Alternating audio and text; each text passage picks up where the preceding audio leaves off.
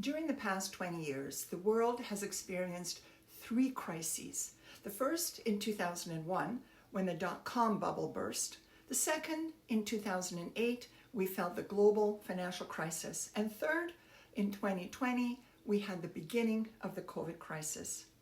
Each of these crises was very different, yet they all shared a financial impact on businesses and on individuals. However, one of these crises had a bigger impact than just financial. It was a matter of life and death.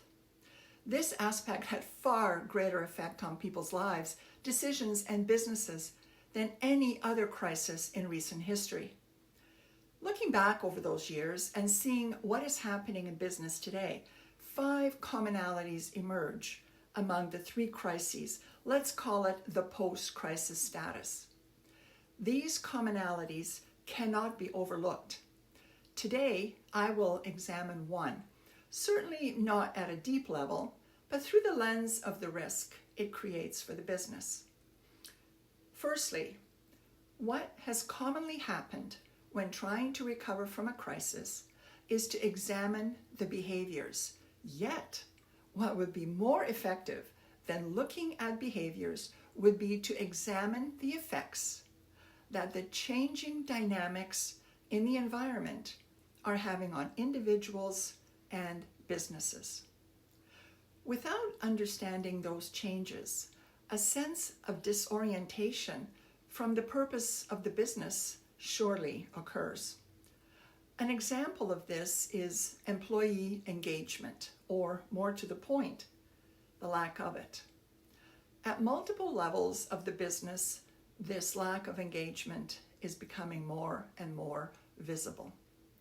Numerous studies over the past 3 years, and some going as far back as 10 years, indicate that over 65% of employees are less than 30% engaged in the business.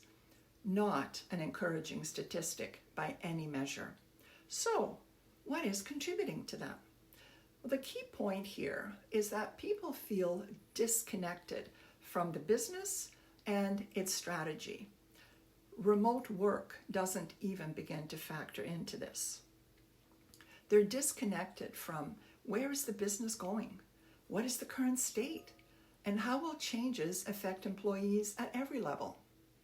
In over 90% of organizations we studied when trying to connect employees to the business strategy, their leaders were unable to say how they might change that. Hence the continuing non-engagement. Going a little deeper, why is that?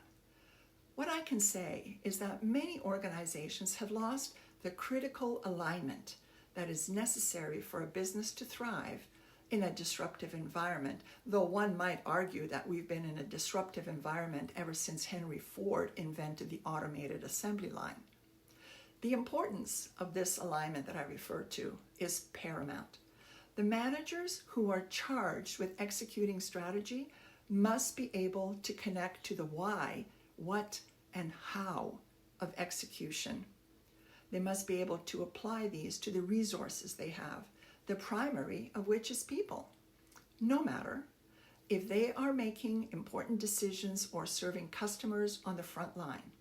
The capabilities, by which I mean the skills, capacity, and willingness to take action, must be integrated into their objectives to deliver products and services with excellence. That requires 3 things: training, training, and more training.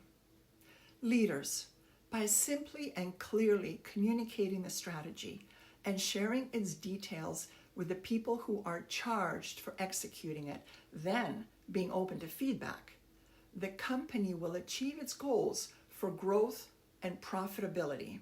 History has proven that to be true again and again. In the meantime, know that strategic and vertical alignment is essential.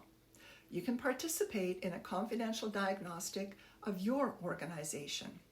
The results will give you a sense of where you stand and where your primary business risks may lie by using forward-looking tools.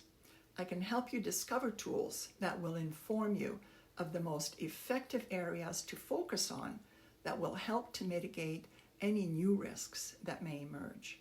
So let's discuss how you will achieve the alignment to achieve objectives, boost employee engagement, and better connect with customers. In future segments, I'll share more insights based on crisis commonalities that can put your business on a better footing.